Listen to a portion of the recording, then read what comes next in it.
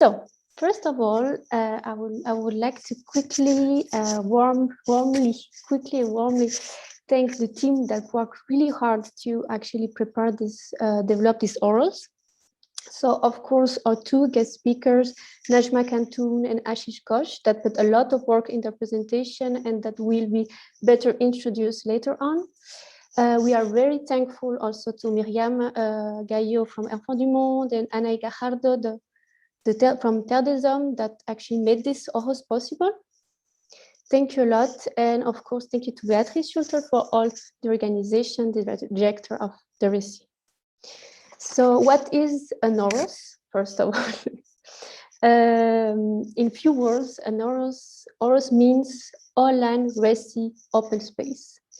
So it's an online open space, webinars we created for that our member can use to share and discuss any issues and thematic that they want around education in international cooperation. And it's also actually the opportunity to exchange and to meet other peers, members, partners, and people around the world that work in the same thematic or are interested in the same thematics. So I'm going now to give the floor to Beatrice Schulter. Thank you very much, Nadine. And Nadine forgot to thank herself for all the preparations that she was involved in, of course, as well.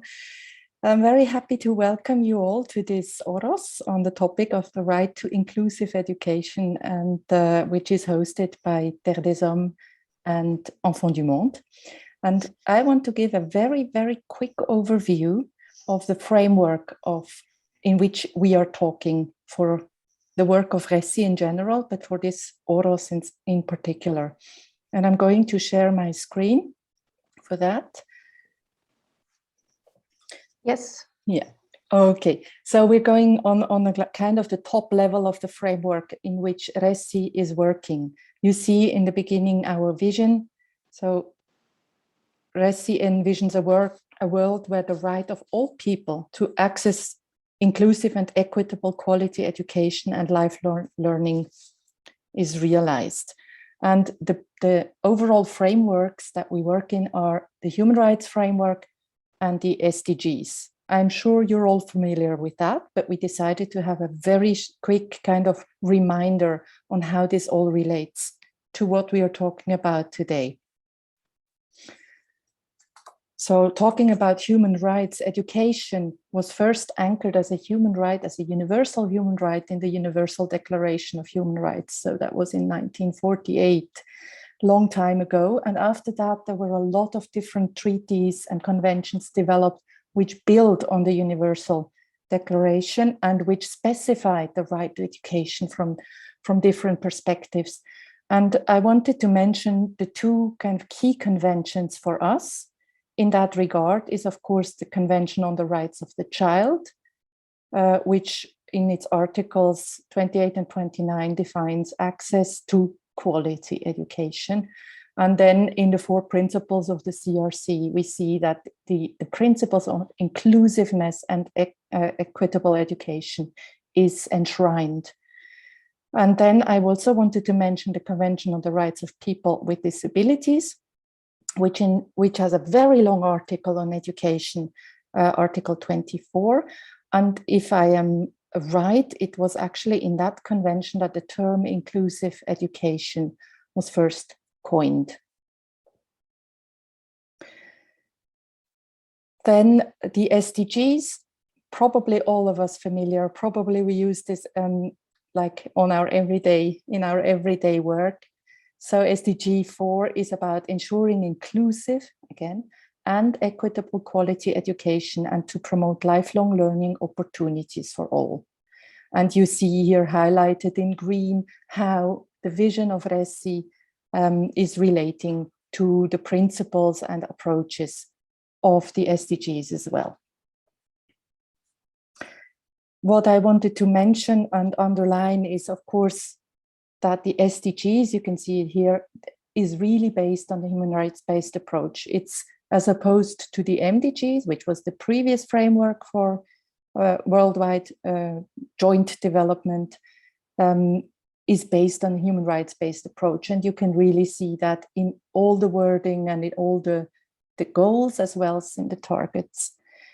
And another important principle is obviously this leave no one behind. And I wanted to underline that because this is a way for the SDGs to express the principle of non-discrimination and equitable access to education.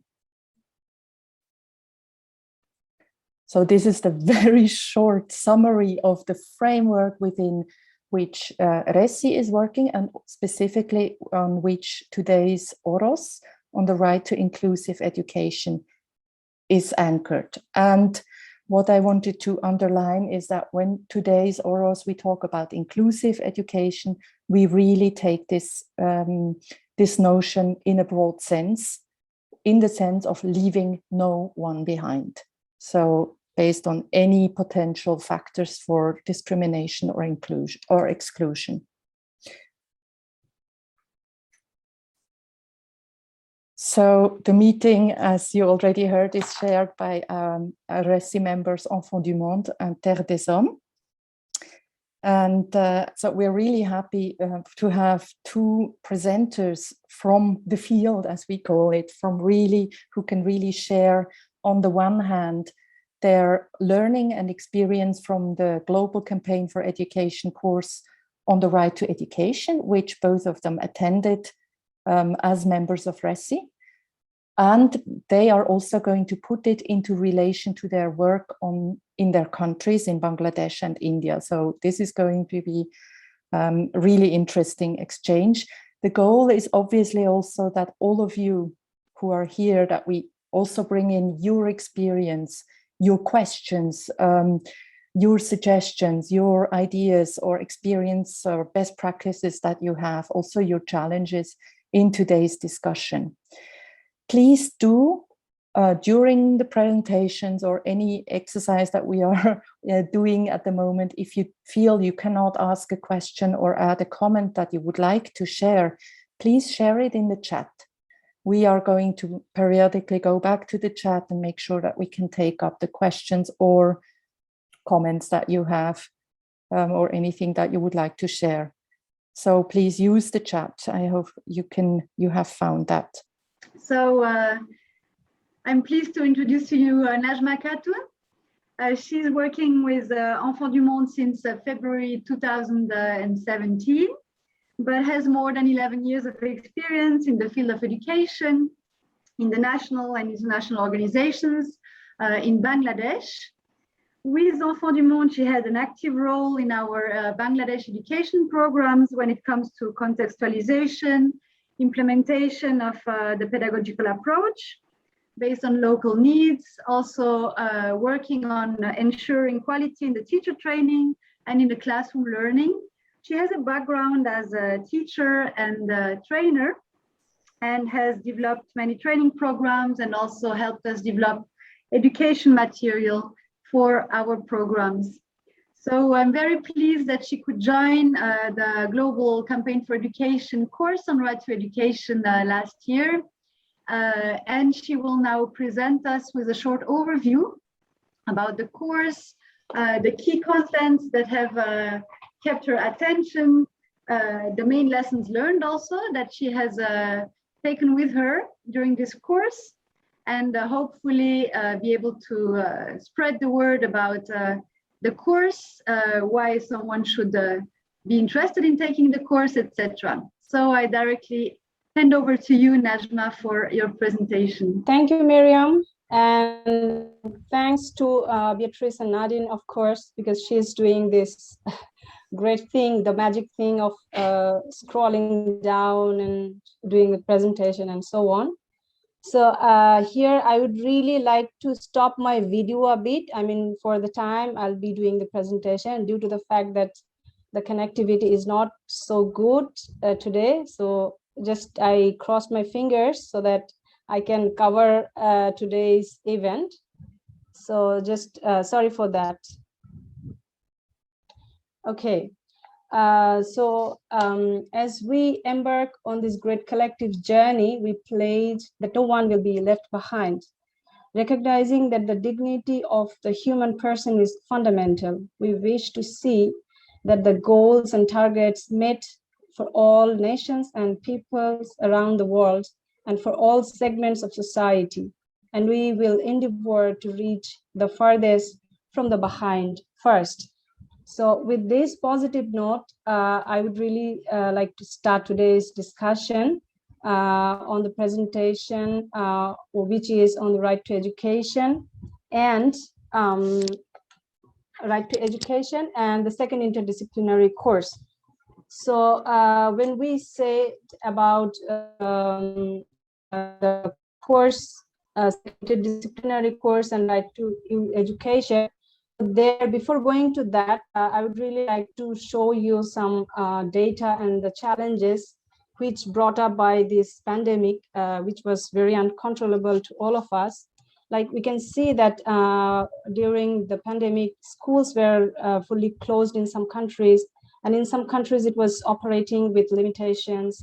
There were a huge number of children which are at risk of not returning to educational institutions. And then of them are the most marginalized children who may never return to school, which is a very scary one. And also there are the financing gap.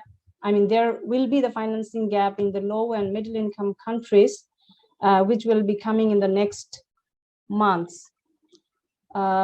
So in this, I mean, by saying this, I would really like to look at the next slide. Next slide, please. Where I'd really like to show you an example from the scenario of Bangladesh, where we know that Bangladesh has made several improvements regarding the MDG goal 2, where the net enrollment of the children has been increased by 97.94%. With this achievement, the dropout rate is still 18.8%, which is really a high percentage. And with these challenges, during the pandemic, some other challenges has been added with the existing ones, where we can see from this picture that the girl children, they have become the victims of child marriage, I mean, even more than before. And then they're suffering from mental pressure, they're suffering from malnutrition. There was an introduction of the online classes in some parts of Bangladesh, but still it's not really very satisfactory, or we can say that 58% of them don't have any gadgets to access to these online classes. And also the fact that the 90% of the learning they learned during these classes, they just forget what they have learned.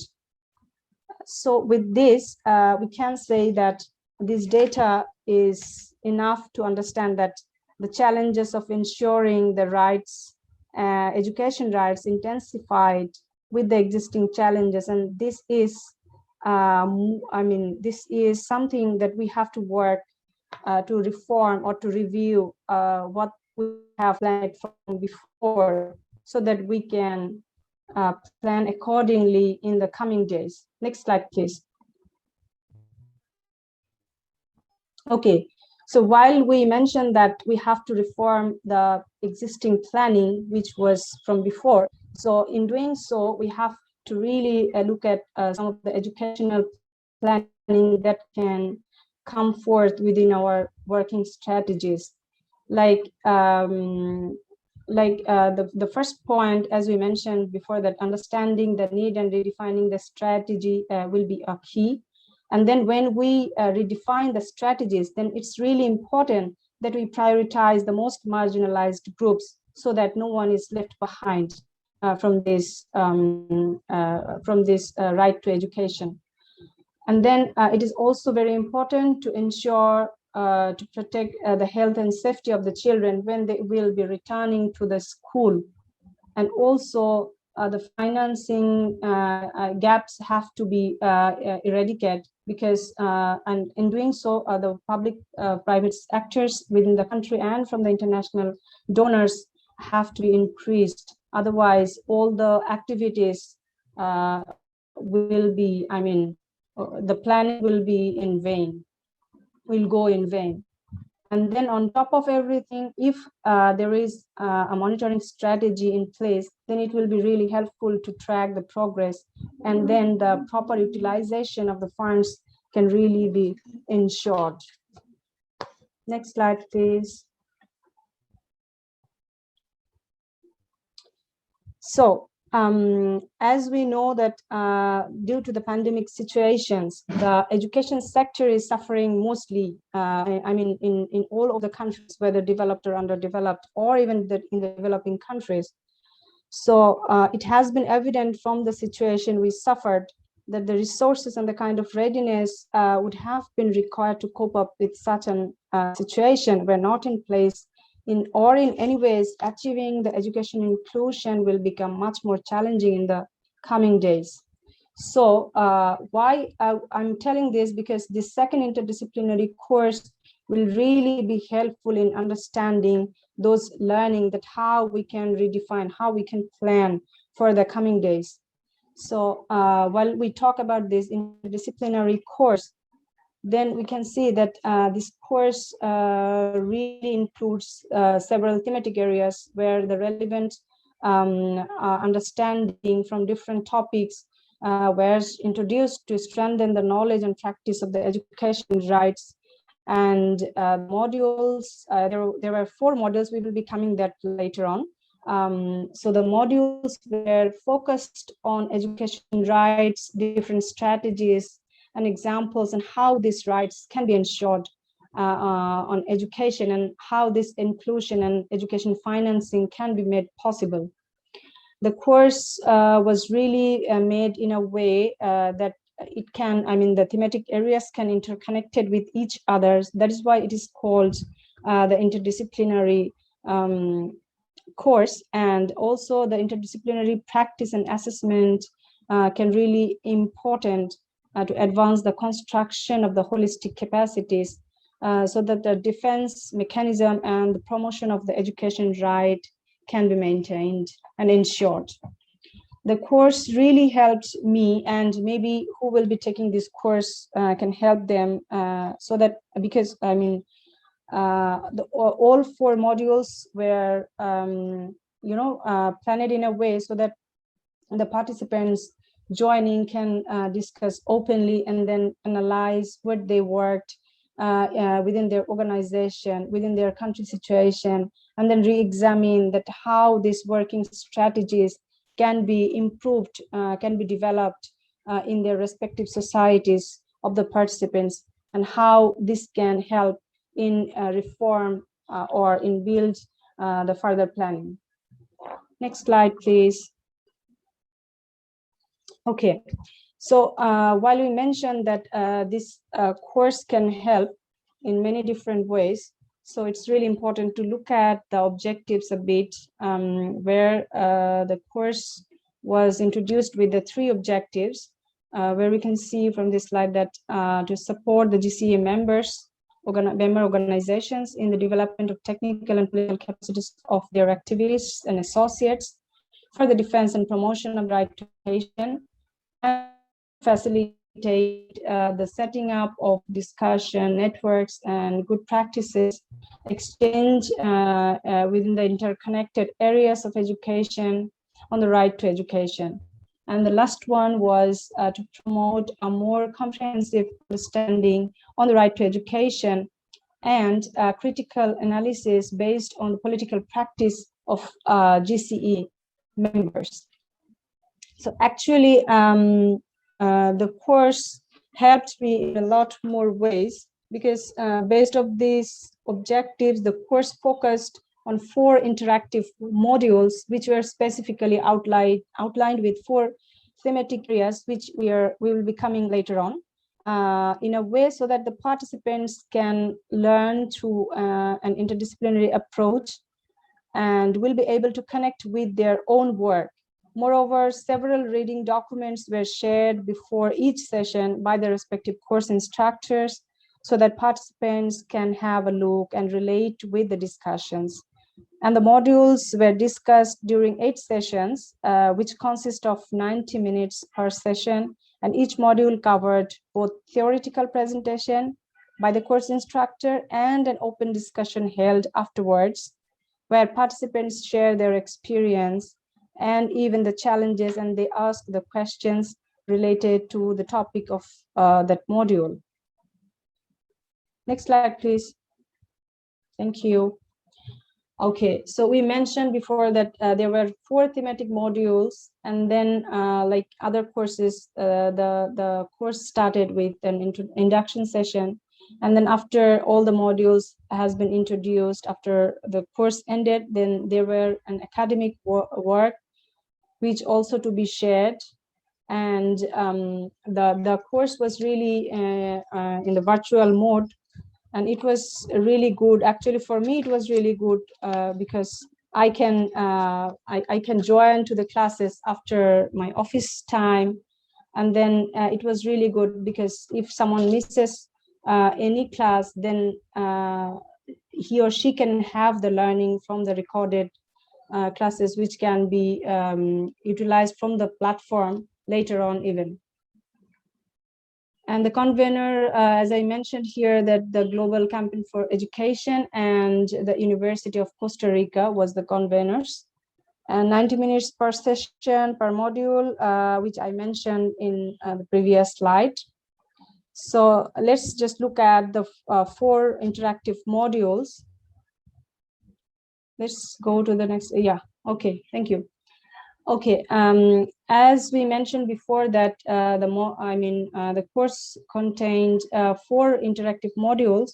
So the first module started with an analysis which was presented on the movement for reducing education fees from the higher level education institution, which was known as Fees Must Fall, from the South African universities, and which implies that still the discrimination is going on in many different ways, maybe not the same with in every country, it's not the same, but in many different ways, but the discrimination is still in place.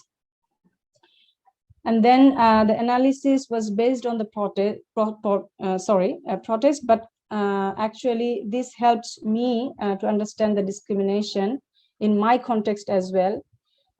Here I'd like to mention an example, like during the pandemic, when all the schools, public, private, were closed, the trend of providing this private tuition outside the school through online platforms has been increased tremendously. Though that wasn't reported that way, I mean, in the media, but some parents are bound to pay this cost willingly because they wanted to continue their children's education. I mean, they're bound in this way.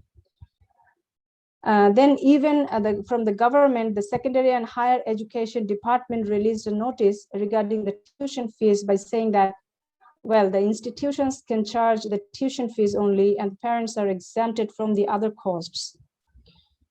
The decision came from the government while there was the disagreement between the parents and the school authorities, where the parents argued that even the tuition fees is huge for them because they have a really huge squeeze in their income.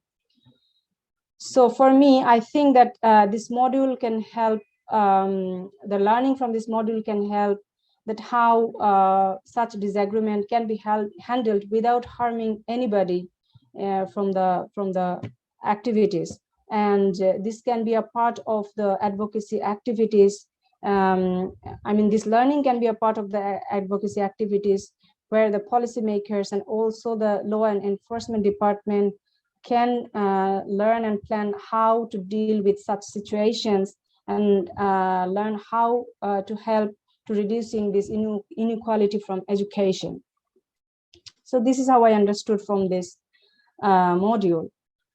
Then I would like to go to the next slide, and with this, the next module. Okay, so the next module was really on the topic of enforceable mechanism, which has been discussed and which can play a supportive role to ensure the education rights for a community, society, and country, and beyond the boundary of the country and all around the world. So here actually the example of education rights for the migrants and refugees and asylum seekers were introduced by the professor, but actually this learning can be useful for many other contexts as well. I mean, that's my understanding. So while discussing this module, the several works from Katerina Tomaszewski, who is known as a very passionate and persuasive advocate for the right to education. Maybe you, I mean, some of you have learned about her. So she, several works were cited from her work, where the professor mentioned about the 4A framework to organize the right to education, indicators around migrant voices and concerns, which really can be helpful to understand, to plan, and to monitor the education scenarios as well. Would you please go to the next slide, please? Okay, so I'd really like to show you the 4A framework a bit, where Katerina called this 4A scheme for monitoring the extent where, where governments can make education available, accessible, acceptable, and adaptable. This framework can help ensuring rights to, for, and through education by making it available to all as the basic human rights, by eliminating the legal and administrative and financial barriers and all sorts of discrimination, to make education accessible and available for all, by designing the education framework with the enforcement of minimal standards to quality. Sorry. And then let's go to the third module, the next slide. No, the third module, please. Thank you. Okay. So the third module was actually regarding the inclusion, where the professor actually showed the case of the persons with disability. But this is really helpful for the other kind of inclusion and other kind of learning difficulties of the people. So far I understood. And then though this particular module specified the inclusiveness and the persons with disabilities only, but this learning can be really helpful as a whole for the ones who are somehow discriminated, maybe not physically, but they are discriminated from the society, and especially from the right to education, when it comes to ensure this as a basic human rights. So here also I would like to mention one example from the scenario of Bangladesh.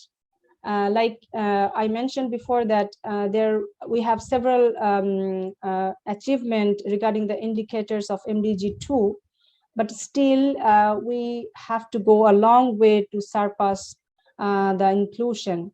While we are talking about the exclusion of the children from the river basin areas, the migrants, the snake charmers children, and so on. And also the fact that the country has several types of educational institutions, Bengali medium, English medium, and then religious institutions named as madrasa. So there are several kinds of teaching learning methods, and curriculums is also not the same for all. So this actually creates a lot of disparity regarding the learning outcome. While we are talking about the equality and equity in quality education and the inclusion, as it has been mentioned in the SDG Goal 4. Next slide, please. Okay, yes, the fourth one. Thank you. Okay, this is actually the last module, which I think is on top of everything, because if there's no fund, then no activities will be made possible. So this education financing is actually is the key, where we know that during the recent years, the financing has been decreased in some of the countries. So in the developing countries, the domestic public spending on education has been rising, but still it's not sufficient. Where we also know that a higher spending levels will not be just the one which is necessary, because the proper utilization is also a key, where we know that the proper utilization in several other areas in education, like the education management, the teacher training, and support and accountability are to be prioritized. Otherwise, this funding issue will not ensure the quality learning and everything regarding this right.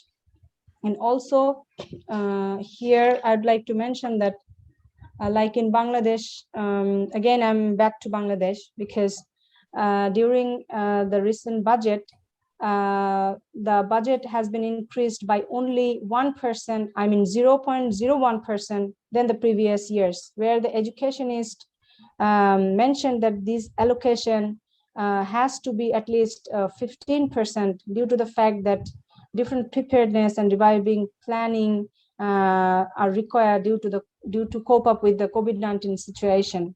So you see that this scenario has been like this, like in Bangladesh, several progress are going on, but still we cannot say that, yes, the inclusion and the inclusive right to education has been ensured.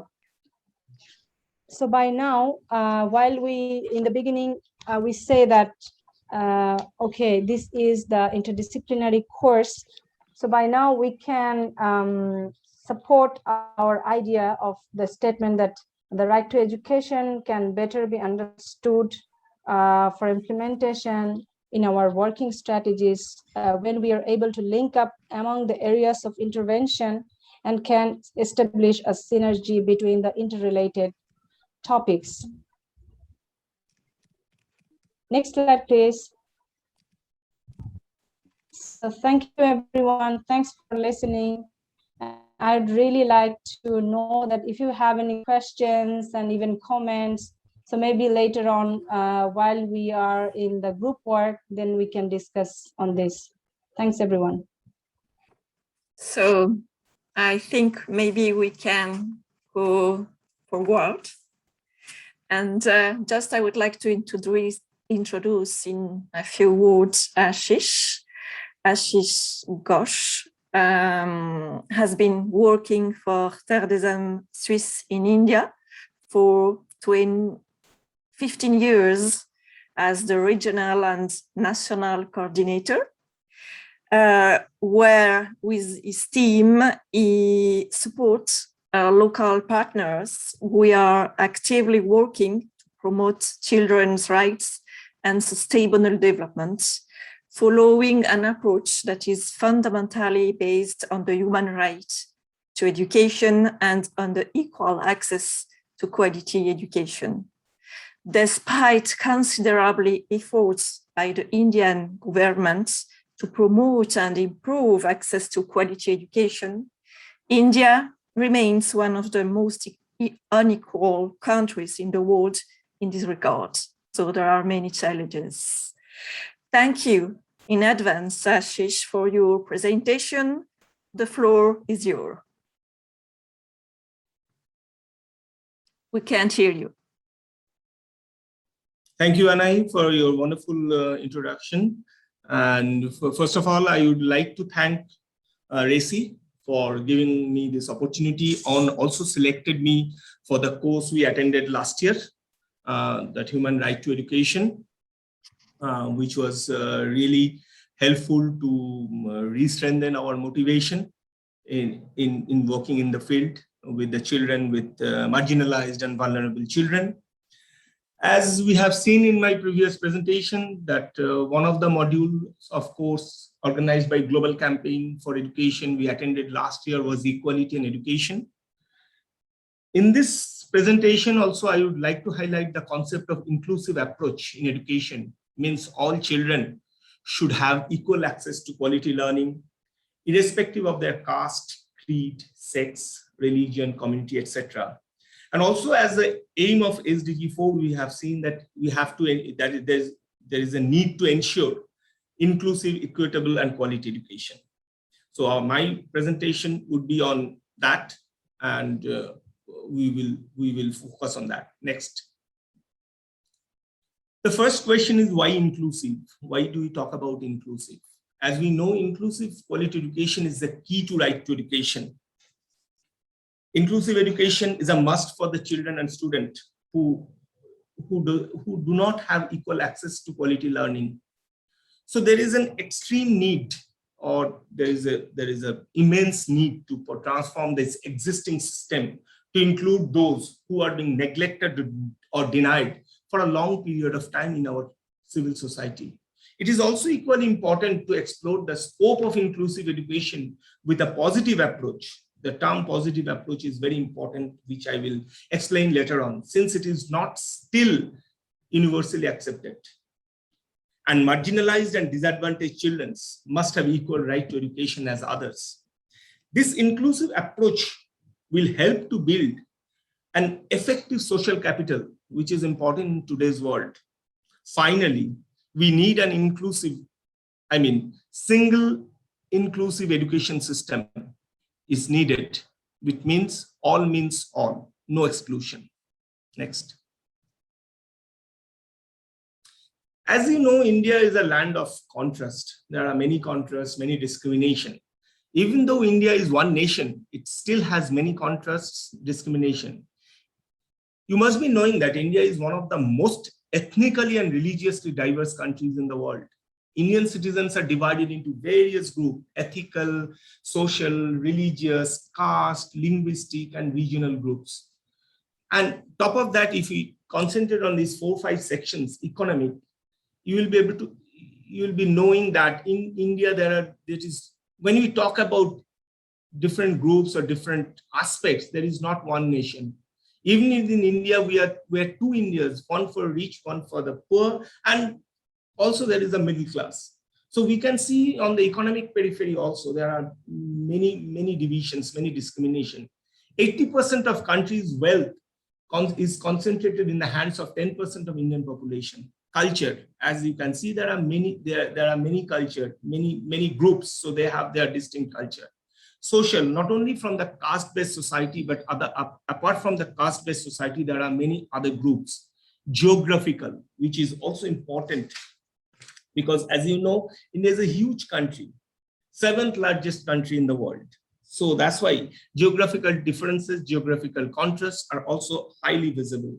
And linguistic, India is a multilingual country, and with 22 scheduled languages.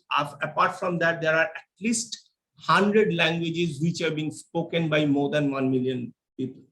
And there are many others. If we do a kind of situation analysis in terms of education, or more precisely, or the inclusive education, it will show us the poor status of children with regard to the access to education. I'm not talking about only quality, but access to education, the basic thing which is still missing here. I will cite 2 data only. Number of out-of-school children in the age group of 6 to 18 is 32 million. That is 10% of the total children of the same age group. India is still struggling with keeping girls in schools. India's dropout rates for girls as high as 57%. Apart from this, even if we go into details, we'll be seeing, we'll be observing, we'll be witnessing, there are many such sections. But we will concentrate in this presentation one such section, who are one of the most socially, economically, culturally discriminated sections in the Indian population. They are the tribes of India. Next. India has the largest and most marginalized tribal population in the world.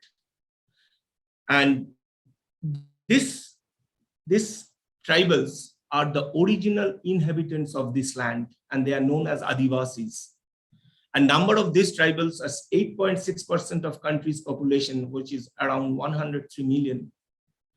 A tribe is a social division in a traditional society consisting of families linked by social economic, and religious ties with a common culture and dialect. A tribe possesses certain qualities and characteristics that makes it unique cultural and social entity. Even the Indian Constitution has considered these tribes under Scheduled Tribe of Article 244, in which they call them scheduled tribes. And even this number is around 645. 645 tribes are presently there. And surprisingly, the literacy rate you can see is very poor compared to the literacy rate of Indian population, which is just 56%. And still universal primary education for tribal is one of the major challenges in India today. Next. No, previous. No. Yeah, yes, thank you. So while we're talking about these tribes in India and the discrimination, there are many things are coming up. Why they're discriminated? There are many reasons, and these are all complex. First is historical. Historically, they have never been considered by the mainstream group to take them into the mainstream. So that is a huge mainstream section of population. They never wanted them. They never considered them. Socially, non-tribal communities, mostly upper class Hindus or other groups, they do not want to include them in the mainstream. Geographical isolation. Most of these tribes are inhabitants of forest land, which is their original land, and hamlets, or sometimes those hamlets which are situated at the periphery of the villages, tribal villages or the administrative unit. So that you can see that geographically they are being isolated or discriminated. Culture. Tribes have a different, unique, and rich culture, which have never been accepted or recognized or included with by the mainstream groups. And finally, the political. Lack of willingness of different political actors and the government as well. I'm not using the term political parties, but political actors and the government to become inclusive in their approach towards these tribal groups. So definitely that has been expressed in different forms. Displacement from their own land to for different reasons. One definitely is mining, rapid industrialization, rapid urbanization, deforestation. And as a result, deprivation of their land rights, mostly forest rights, which is their place of origin. And when you are evicting them from their land rights, and finally what is happening, their livelihood has been threatened, because their livelihood is always the forest-based livelihood. So that has been threatened. And exploitation by the multinational companies, which is still going on, and which is going on for last 30-40 years for extraction of the natural resources from their land. And finally, the policy implementation. Government has policies, but it is poorly and inefficiently implemented. So the tribal families are denying of the fruits of development. Finally, as I repeatedly mentioning, non-inclusion in the development initiative of the different actors. So as a result, tribal families are denied and deprived of their available government schemes, services, entitlements. Regions or villages are denied of government support in terms of infrastructure. Displacement forced them for huge mass migration, again denial of rights and entitlements. And finally, most vulnerable or most affected is the children who do not have access to quality education. Next.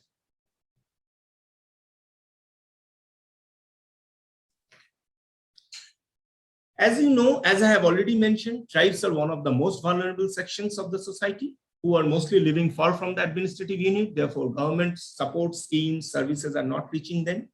Those schools are present physically, but if we talk about ensuring of the quality education, is still inadequate, miserably inadequate. There is no quality teachers, no standard teacher-student ratio, no proper infrastructure, education materials are scarce, and no proper communication. As a result, children are deprived of their right to quality education. They are denied of the benefits of the development initiatives of the government as well. Further, from 2020, the COVID-19 pandemic has pushed them into further vulnerable situation. since no proper or sufficient or adequate income is available for these tribal families for different reasons.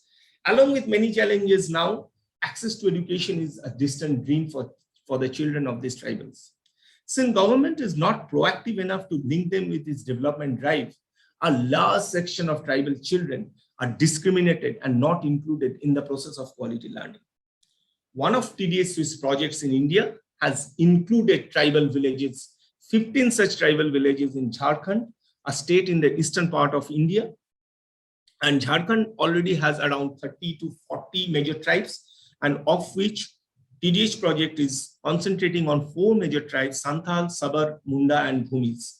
And through this project, TDH is trying to cover at least 2,000 plus children, of which 1,300 are girls, because gender focus is also one of the key areas for ensuring quality education and inclusive approach. And you have to, and it is, I should clear about that here TDH is not only supported with curriculum-based education, they're also strengthened in a participatory way for children to know about children's rights and other entitlements from the community and the government as well. Next. So for this, there was some critical approach. First thing is positive attitude to inclusive education, leave no one behind. Recognition of the tribal culture, which is very important, recognition of their language, their cognitive strength or inherent learning abilities of these children. Contextualization of learning is also important to share them with their local knowledge. As India is a multilingual country and there is a dominant language, so to avoid that, to minimize that, instruction was done in a local language. Encouragement of local culture, which is absolutely important for achieving the education goal. Without considering the importance of tribal culture, education goal will not be achieved. And finally, the healthy teacher-student relationship, inclusion of the local tribal young educators so that they will be able to understand the need of the tribal children for which their capacity building was important, and also elimination of the social and mental barriers from mainstream people or the other people for inclusion of this group. Next. The inclusion of these tribal children in the process of quality education was not so easy for different reasons. As I have already mentioned, the villages are distantly located, scattered villages. Children are first generation learners. Parents are not sensitized on the importance of education of children.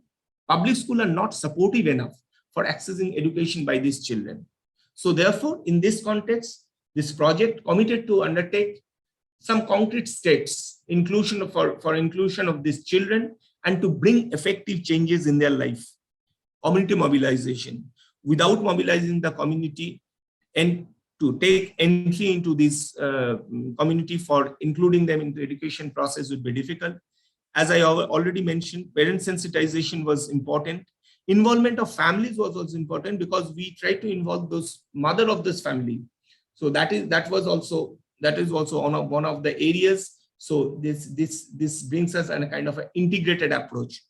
Linkages with the public school, because through school enrollment was absolutely important, and prevent dropout. That will help to prevent dropout. Liaising with the government authorities is also important because children will not be able to receive the government support like midday meal, education materials, bicycles, and some other scholarships. And finally, establishment of support education center to give them support on a regular basis. Next, please. So there are a few action points. So one is definitely open air classes to make them, to link them or to connect them with nature because they are the people of nature. So that was one of the action point. Classes in small groups, particularly in COVID-19 pandemic, peer-to-peer, so that this can, because we wanted to involve all children of that villages. So only for one teacher, it might not be easy. So peer-to-peer education also was one of the action point.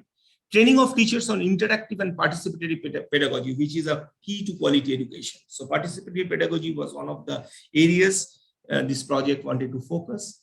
Digital access, though it was a challenge, but to minimize the digital divide, that also the project included.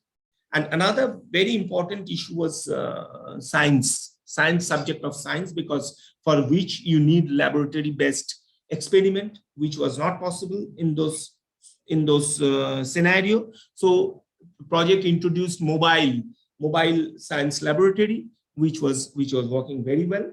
And periodical assessment. Without periodical assessment, it would be very difficult to see the progress. And finally, the social audit by the local youth groups or participatory monitoring by the youth groups. This will help to not only social audit, but also help us to build the social capital. Next.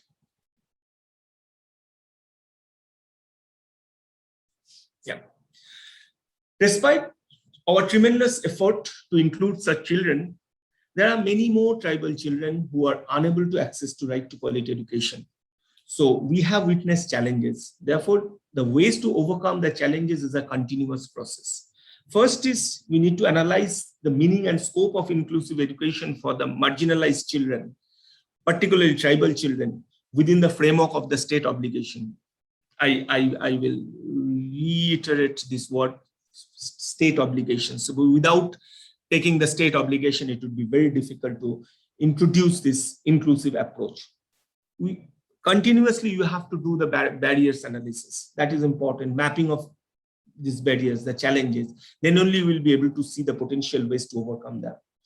And also influencing the positive and effective policy framework for the tribal children, because who are being denied of their rights for many years. So influencing them through maybe effective campaign is needed.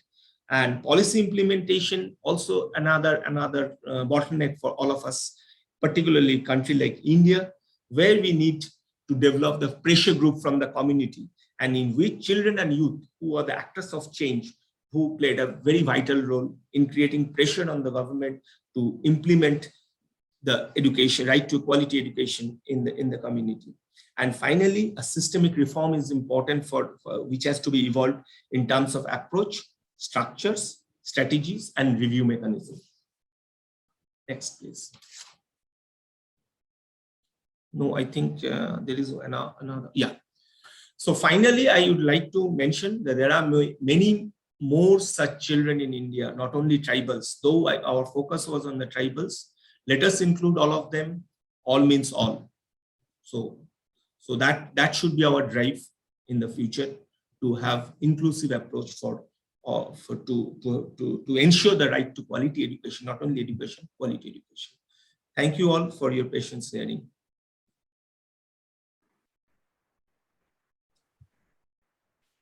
Thank you very much, Ashish, for this presentation, which was really interesting to see very, very much how you could also use the learning of this course to put in relation with what you are doing and what type of programs you are running in India. So it was very much enlightening. So now we would like to propose a group work, which will be a little bit longer, so you won't be that stressed anymore in a 2 or 3 minutes group work.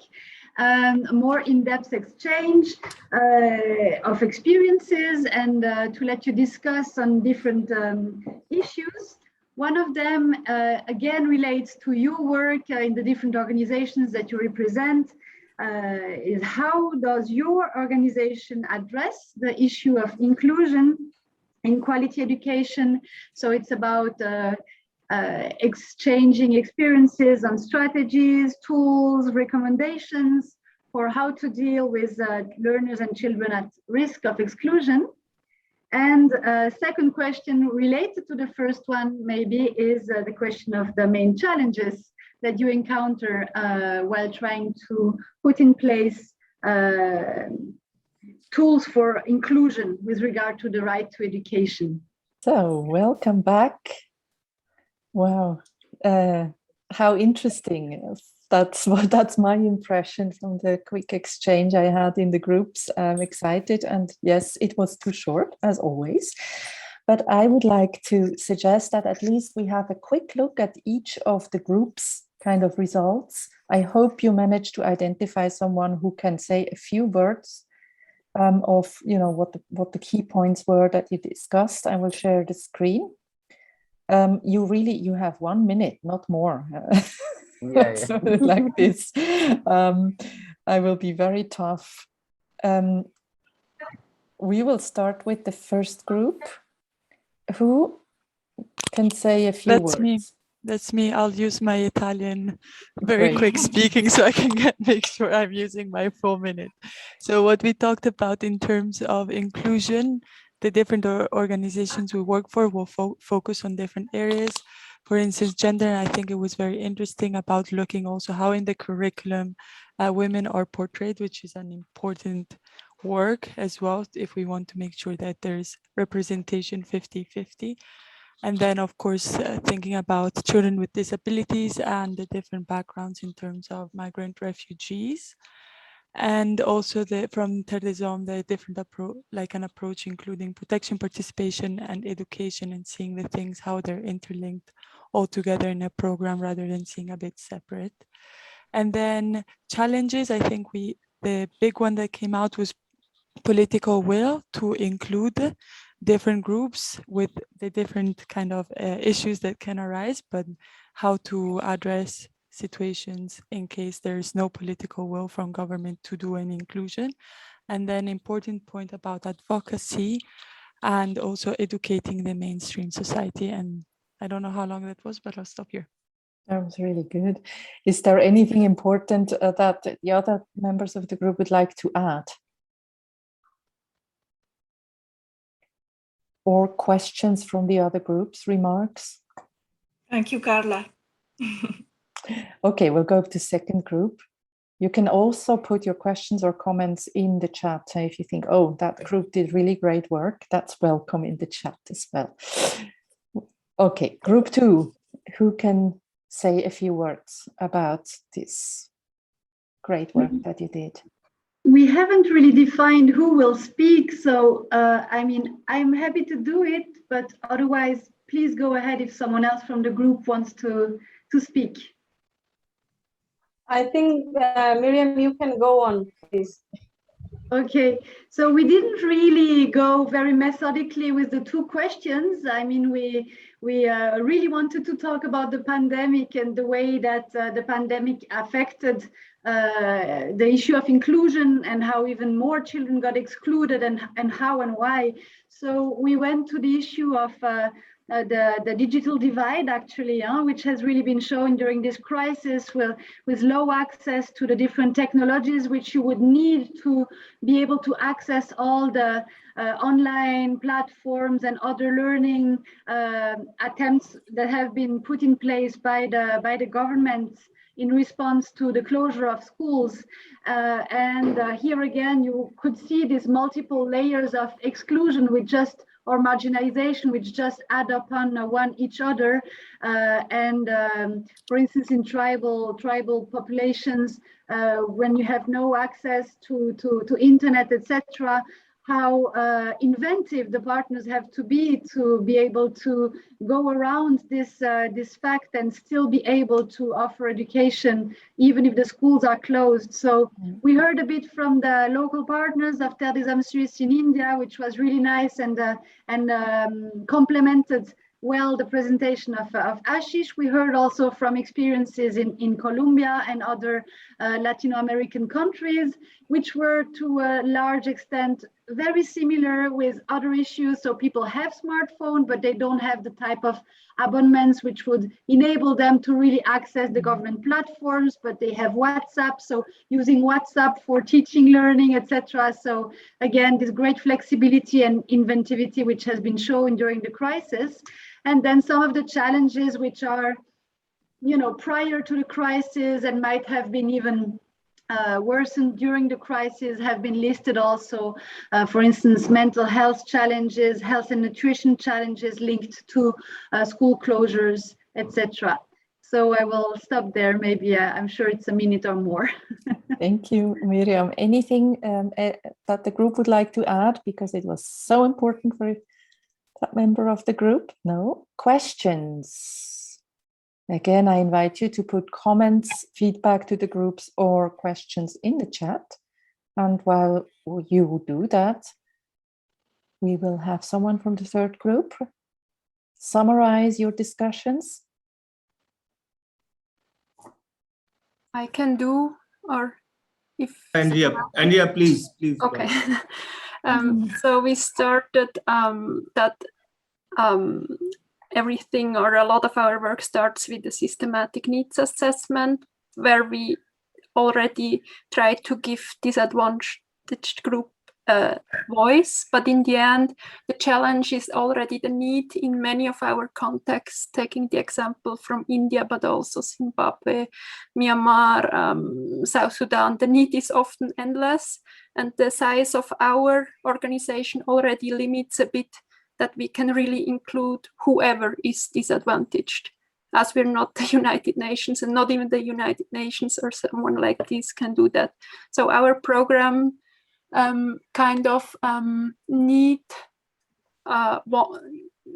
we need to put a focus. So in one program, and this can depend on the context, on the specific problems, and also on the partner we work with. In Zimbabwe, the program is, for example, more on child marriage and girls. So there, the focus is on including girls, whereas in South Sudan, it's on orphaned war children, refugees, returnees, and in Myanmar it's something else. That is specifically from my side. We also talked a lot about the importance of advocacy, working or fostering the government. We talked then about the importance of peer groups, and we also stated some interesting things, or we talked about interesting things on challenge and limits. So for example, the further we go to include the disadvantaged, the less effective our works can become. That was an interesting point, because if we have our beneficiaries are well connected, digitalized people from a town, we can reach a high number. The further we go, for example, as Ashish has shared, to tribal areas, the less become our numbers, which sometimes is not appealing to every donor when we reach only like 100 instead of 1,000 or even more for the same financials. But it's the only way that we really can include everyone, because we need sometimes more resources to really include the most disadvantaged. And we talked about people with multiple discrimination, disability, gender, economic, and how they do not only have no access sometimes to education, but they are even, depending on culture, excluded from the whole society, depending on tradition, beliefs. And this we also, in line with this, is maybe the additional barrier of the mainstream society in the belief that disadvantaged or discriminated people can even have the capacities to learn. We taking the example again on tribes, Adivasis in India, and castes. So there are so many multiple barriers, and we, with our limited sources, have to try to include these people the best we can. Yeah. Done. Great. You want to add something, Ashish? No, I think you have covered, but at the same time, there is one thing is very important, that's multiple discrimination. While we are talking about discrimination 1 or 2, but here we can see there are multiple discriminations. To address this multiple discrimination is always a big challenge for all of us, all donors or local partners. So we need to take care of that, and also how best we can do also with the policy. That is important, government policy, to influence government to put pressure, or the development of community mobilization, creation of the pressure group, which is important, because if we don't work in an integrated manner, we won't be able to, just one organization or one government will not be able to include all. So it's a like multiple discrimination, multiple way we have to address the issue. Yes. Thank you to all the 3 groups for this quick presentation. You will receive that in written. I think you've done a great job in a very short time to write all of these important points down. Congratulations. We will do a very quick closing round now with our conveners of the OROS.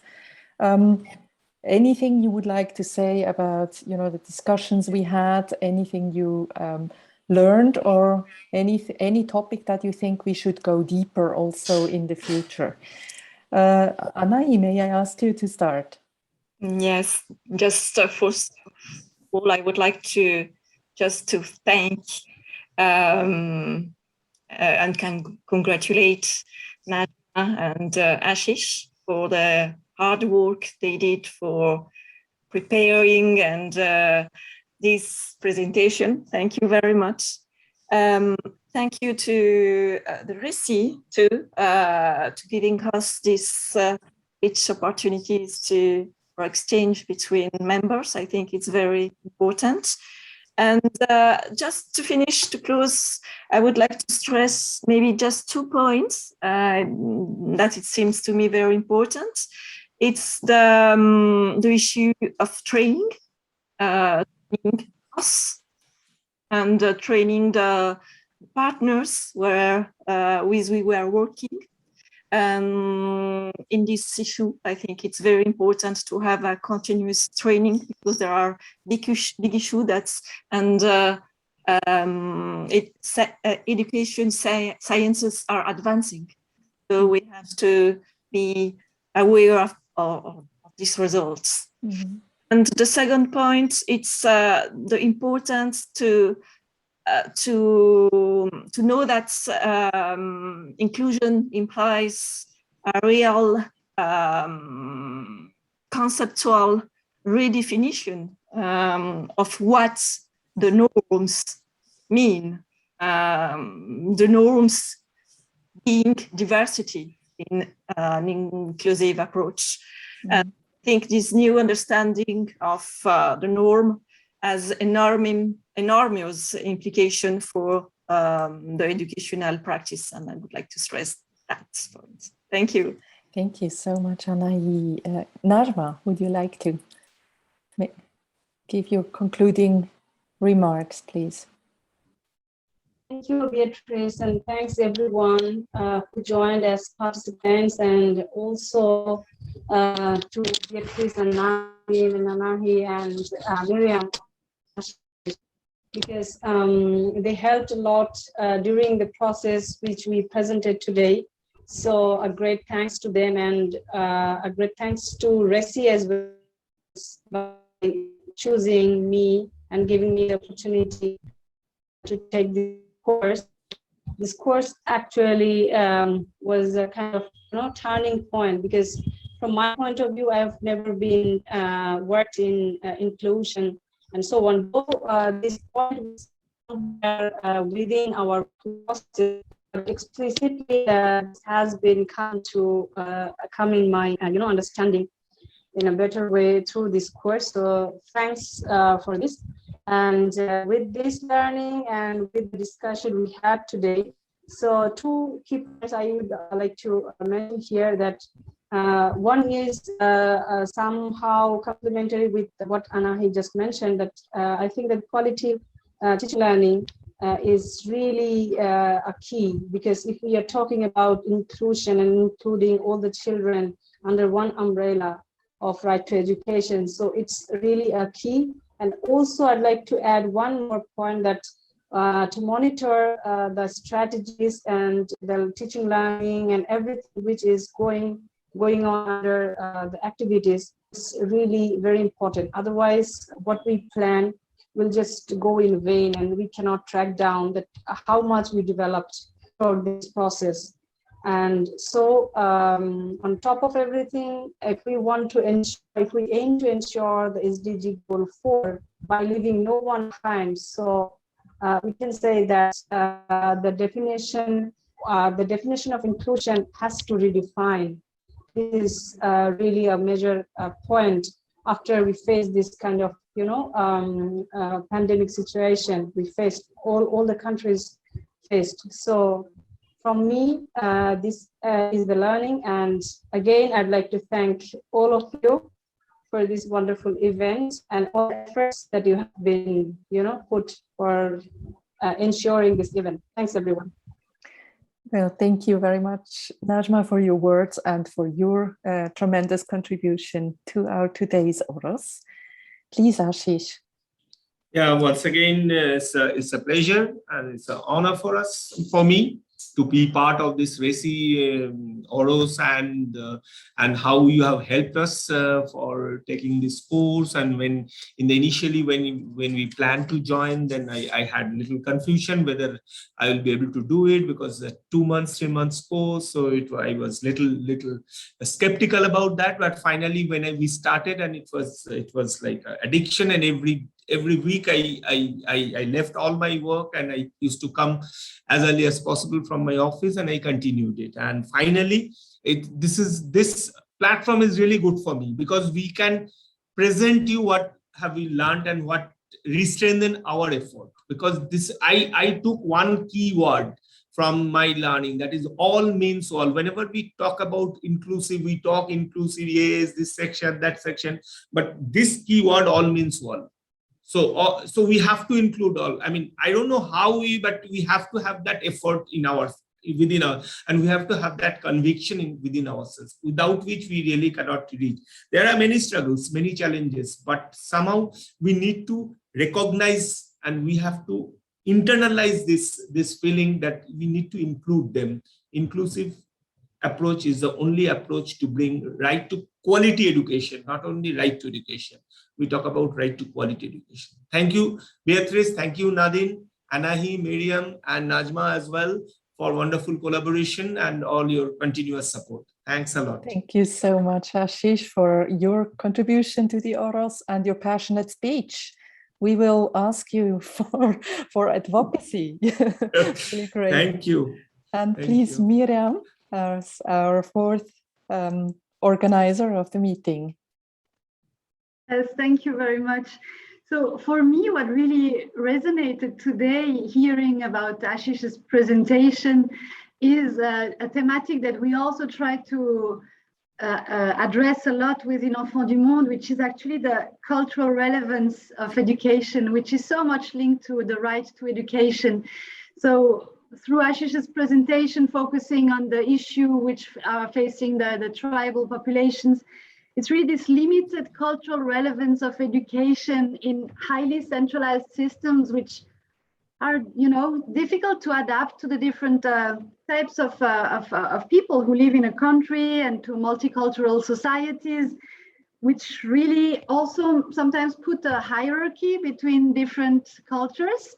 And this is a key element when it comes to the right to education. And I found it very interesting listening to Ashish to see what kind of measures are put in place. For instance, hearing about the recognition of tribal culture, about elimination of mental barriers, about the use of local language, about contextualized learning, so really using the local knowledge, etc. These are all key elements that we also try to push in different ways in our programs. And so this really brings me to the fact that I think that one of the answers to this right to education and inclusion problematics is really intercultural and bilingual education.